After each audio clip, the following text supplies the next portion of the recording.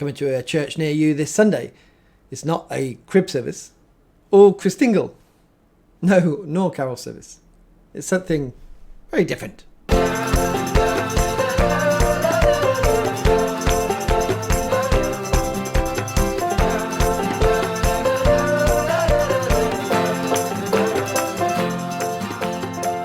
Hi, welcome to the channel. My name is Rev Dan and I'm a vicar in the Church of England. So yes, I'm sure Christingles will be happening this weekend and carol service as well, perhaps crib service, but that could be probably down on Christmas Eve as we are doing in our church. No, what's coming in is prayers of love and faith for same-sex couples, same-sex unions are going to be, well, they've been commended to be used from this Sunday. So the House of Bishops have voted on Tuesday to start now, just before Christmas. I thought perhaps this would have happened in the new year, but it's starting now. So they voted 24 to 11 in favour of this, with 3 bishops abstaining from that vote. And so they're going to happen now. You know, I wanted to record this video since Wednesday, but it's now Friday. I woke up early this morning because there's so much that I'm doing in preparation for the Christmas services this weekend, well, the Advent services, and then we've got the weekend after, which is a very busy weekend for us all. So I'm surprised that they come out now and being commended this side of Christmas rather than after Christmas, especially when there isn't the reassurance in the pastoral guidance and all that everything is watertight. We know that in November, the House of Bishops, in their 108-page paper to the General Synod, wrote that they couldn't guarantee that legally they would be protected, although they thought that they would. So this has come quite quickly, and from what I can see in the forums, and actually more importantly, letters coming out from bishops themselves saying, you know, just don't do this. It's not watertight, but we have... there's a group called Mosaic, and they're for same-sex blessings, and they're saying to clergy, do as many as possible. As many churches bless same-sex unions this Sunday, make a statement, as it were. It's very, we're going to get into this in a minute, but without the actual reassurance that everything is needed, and for the process to go through for churches, that they got to go through PCCs, for the PCC to say yes, do this. Remember, it's an opt-in, not an opt-out. So everybody's out, but you opt in, and you do that through, in a sense, get the blessing of your PCC as well. Many churches might have done that before. So this is now going to happen this Sunday, and we will see it happening this Sunday. How much it gets in the press, I really don't think so. Remember, these are prayers to be used within existing services. So I don't know how many couples, to be honest, would want to go to an existing service and have their union blessed. I think they would rather wait until perhaps March, when these experimental standalone services are probably likely to come in, so they can have it on a Saturday afternoon, even though those churches have to follow the prayers that have been set out by the House of Bishops. Remember as well, in the November Synod, we heard, it was publicly said, that same-sex blessings have been going on anyway, and the House of Bishops know this. So it feels like in one way they're reining this in, getting it in order, but saying this is what you must do. You can't start exchanging rings and all these other things that make it look like marriage, because as well, the Church of England reaffirmed that marriage is between a man and a woman, and anything that is done in a church for blessing of the same-sex couples should not look like holy matrimony, because that would be looking like it's a departure from doctrine, and they're trying to hold these two things together. So how many will happen this weekend? I don't know, but they could, because someone could get blessed this weekend and then next year have this service. So we'll wait and see. But I don't think it's going to really get into the mainstream media, because they're not going to be able to go and wear, say it's two women, wedding dresses, for example. It'd be very strange to go to a Sunday morning communion service in wedding dresses. So we'll see what happens, but I don't think that will happen. I don't know if the take-up will be huge for this. Maybe in the very liberal churches who've been waiting this for a very long time and they want to get this done. So it's gone through, this has happened. It's another, as I said, another line that has been crossed. And well, this is really the final one, maybe in March when the standalone experimental services come in. But this is going to happen now. Before it was all, will it happen? And different things happening to get there. Now this is actually going to happen. So when this happens, it's a game changer for a lot of people and where they stand on this and their reaction. And the reaction's been quite strong. And this is part of the difficulty in looking at all the information that's come out, because there's so much, and to be able to sit down and make a video and understand what's going on is being difficult again, because my priority is getting ready for, well, we're in Advent, so doing Advent and getting ready for Christmas, having meetings about our services on Christmas Eve, Christmas Day, talk about the hymns and the format of them. There's things that we just do. There's not time to sit down to look at all the information. So the pastoral guidance that's come out, I haven't even looked at, well, I've had a brief skim. I will look at that and put that in another video and talk about that in another video. But today it's really about responding to what's happened and looking actually some of the ad clerums that have come out from the bishops. So the bishop of Southwell and Nottingham has written his letter to his clergy and asked them not to use the same-sex blessings, because he says, let me get there. As a bishop, I simply cannot advise you to use these prayers that indicate a departure from the clear teaching of the Church of England. In addition, the legal and theological advice I have seen has not convinced me this change is not in any essential matter, canon B5.3. So, again, we got a bishop, remember back in November we had the 11 and then it was 12 dissenting bishops talking about this exactly. The legal advice, the theological advice wasn't up to scratch. The process of going through General Synod wasn't followed correctly. And so we got bishops now quite strongly coming out saying, just don't do them, because it doesn't feel that it's the work has been done in that sense. It says he expressed substantial concerns about the prayers and the subsequent process to bring them into effect, and raised concerns about the amount of division they were causing in the Church of England. And there is a lot of division in the Church of England, and this Sunday, when they will happen, will just add to that. It's a hugely difficult time for so many people on this, and where do they stand, and what they do, and what's their reaction. Personally, not just talk about clergy here, laity. You might have laity leaving churches, you might have laity stop giving to churches, even though that the church might be orthodox in their stance. They might stop giving money, or they might continue to give money, but saying, I don't want it to go towards parish share, because if that church is in a diocese which has a liberal bishop, they feel that they can't support that. So it's not just a clergy reaction here, it's a laity reaction, but also the bishops as well. And don't forget the Anglican communion. We're in a communion with so many other millions of brothers and sisters, and they will have a reaction to this. And we're already in impaired communion with a lot of provinces around in the Anglican communion. So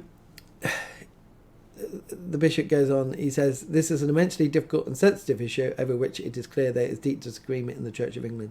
And it is difficult and sensitive. We got to remember there's people at the end of the day who are individuals. You might not agree with same-sex marriage, same-sex blessings, but there are individuals. So there's a pastoral response about that, and how do we respond, holding to our orthodoxy but responding to people, and that's really important. But again, this is the Church of England moving this way, the House of Bishops putting this through. So they're going to happen.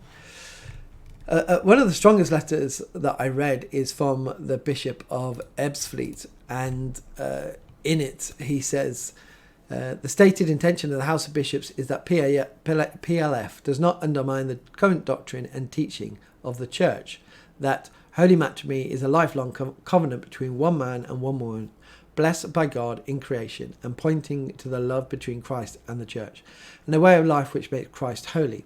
It is within marriage that sexual intimacy finds its proper place. Guidance, page 3. At least in any essential matter. While it is good to restate the clear teaching of Scripture and the Church on this, I believe it is a serious error to allow in liturgy something that at best confuses people and more seriously risks misleading them about issues of sin and salvation by redefining repentance. Very strong. You know, the bishops never wrote anything like this in the whole process this year, but now they are,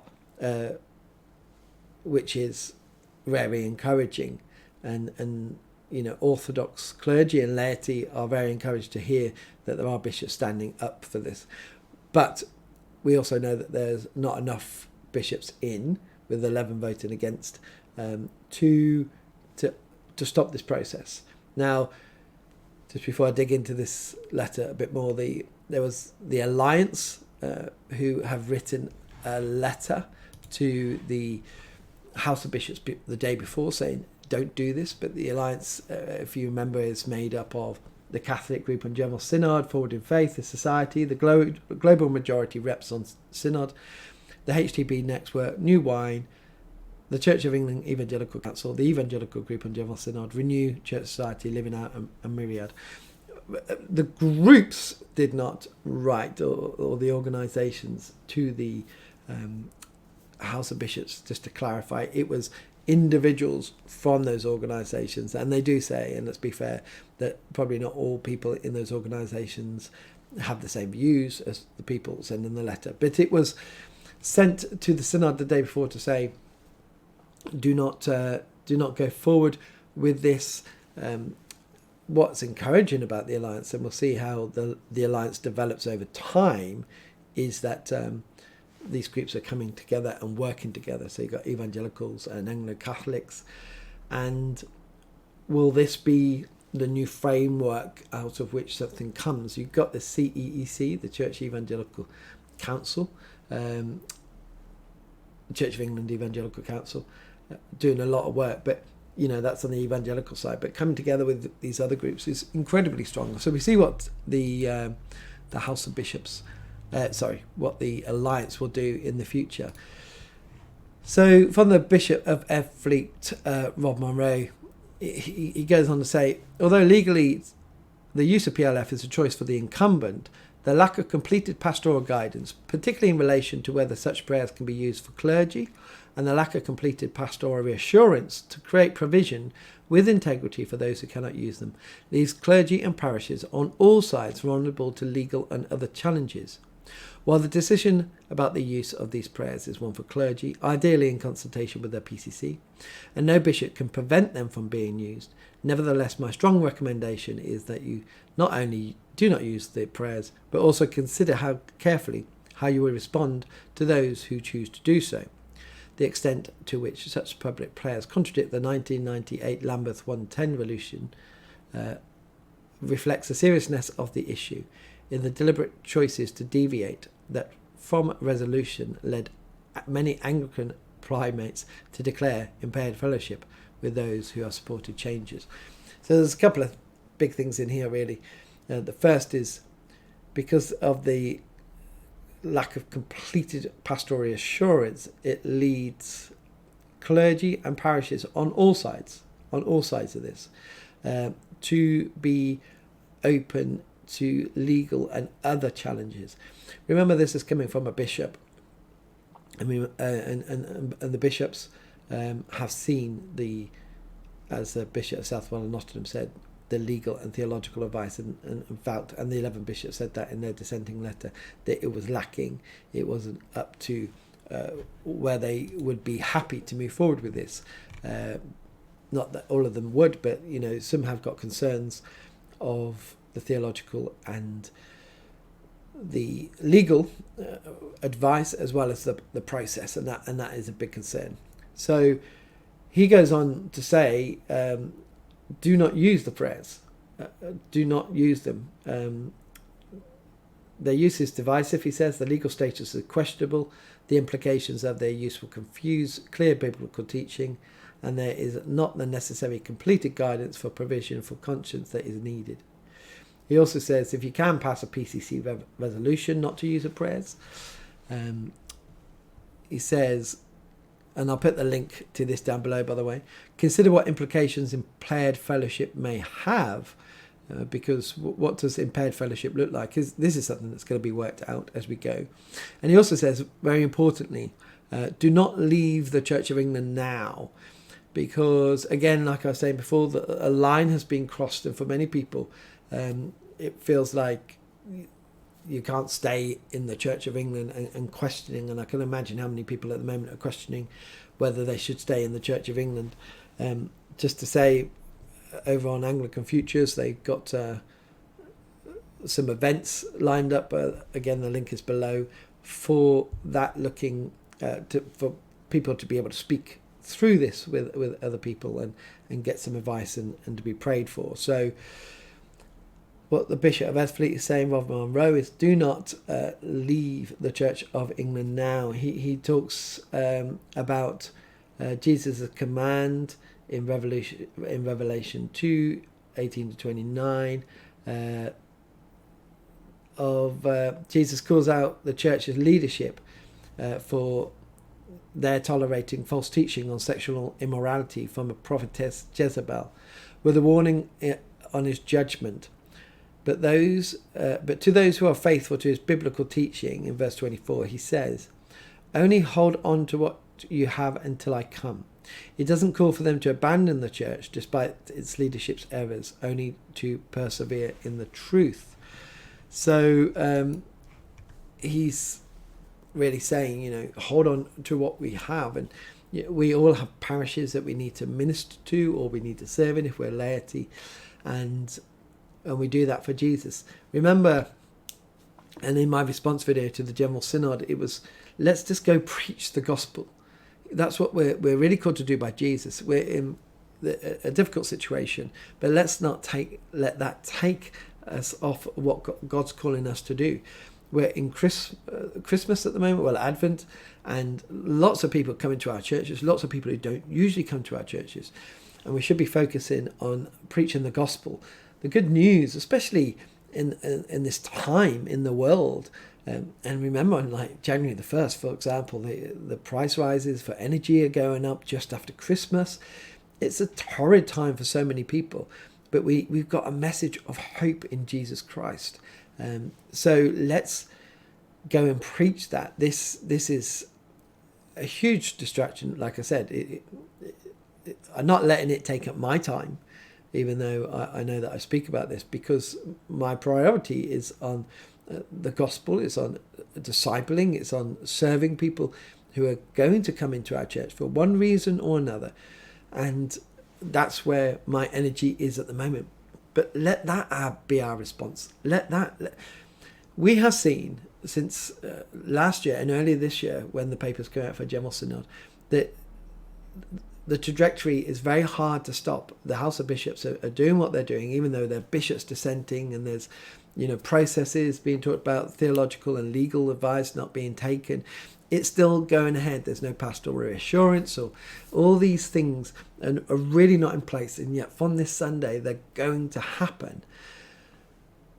And there's nothing that we can do to stop it. But what we have to do is to go and be faithful to God, knowing that we are called and by Jesus Christ to serve him wherever we are, however that might look like for us as individuals. And that's what we go and do. And all this will just continue, but we have to stay faithful to Jesus and his teachings. God is on the throne. God is on the throne. He will be, and we got to just understand, again, I said this before, we just have to understand what God might be doing in this. Is he readying the church for something better? He's just getting rid, is he pruning it? And so what's left will be true faithful believers who will go out, and the church will start growing again. And remember, we are in serious decline in the Church of England, and if nothing happens, again, as I said in the previous video, the Church of England will be extinct by 2050 or 2060. So, but God's on the throne. He is in control. We just need to be faithful. So he does go on, the Bishop Rob Monroes, say, support the CEEC and others in seeking suitable provision. And this isn't being really said. There's a pastoral provision in one sense that the bishops are saying, but, to separate ourselves within the Church of England, in a sense, to become two churches, one that is orthodox, one that is liberal. But we will see if that will happen. How does this move forward? I don't know. This will continue into next year. We have to wait until the General Synod in February to see what happens with the standalone services for an experimental period, and that's I think that's the bigger one. These prayers being commended. Personally, will the uptake be big? I'm not sure. I think a lot of people, if there were couples waiting, they would rather wait for a standalone service on Saturday afternoon than doing it on Sunday morning, or an evening service on a Sunday. A standalone service on a Saturday afternoon rather than a Sunday morning or evening service. So just popping over to Premier Christian News, Peter Old said, I'm really saddened by this, the prayers of love and faith coming in. There's lots of clergy, evangelical clergy, middle of the road clergy and Catholic clergy who are really disappointed that the House of Bishops has taken this step against a lot of advice and knowing that it's going to cause massive damage to the Church of England. So I'm disappointed that we, as a church, are putting forward prayers and we are doing it on such a narrow margin in terms of votes for and against. There are lots of clergy and churches who want to know how they're going to be looked after if they dissent, if they continue to hold to the doctrine of the Church of England. None of that has been explained to this point. Some things in the pastoral guidance show the bishops are almost washing their hands of clergy and the doctrine. It feels like we're almost being gaslit. And this is the thing, when things aren't completed and published as a whole, and that's what the package should have come in November, and if it wasn't November, definitely next year as a whole, so it would have been delayed. None of this would have been said. A lot of these things would be said that, things bishops didn't need to dissent. Well, they would have dissented anyway, but, they wouldn't have brought up about the theological and legal advice. But that didn't happen. It's coming piecemeal. And the trouble with it all coming piecemeal is there's holes in it. People are reading this. And I suppose on the other side as well, to be fair, and saying, so you might have a vicar say, I want to do this, but I don't think I'm legally protected because I'm looking at this paperwork and I can't see it. And you got us on the Orthodox side saying, okay, so if we say that we don't want to do it, where is the protection? Where, if we dissent, who's going to look after us? Because that's not being clear as well in the paperwork that is issued so far. But that's where we are. I know the Bishop of Guildford has come out and said, don't use these. But remember, the bishops legally cannot say, no, I'm going to veto this in my parish. They can strongly advise their clergy not to use it, but the clergy can still go ahead and do it, because the House of Bishops have commended the prayers of love and faith to the Church of England. The bishops can only recommend not to use them, or if they're wanting to use them, for the clergy to use them. So this will go ahead. It will go ahead. I apologise that this is a bit of a rushed video, but my priority is my parish. I've been working for Advent and looking forward to Christmas to bring the good news of Jesus Christ, who are in need of his message, and for us to be reminded that Jesus is coming again, and he's called us to be watching and waiting. And that, let's pray, is very soon.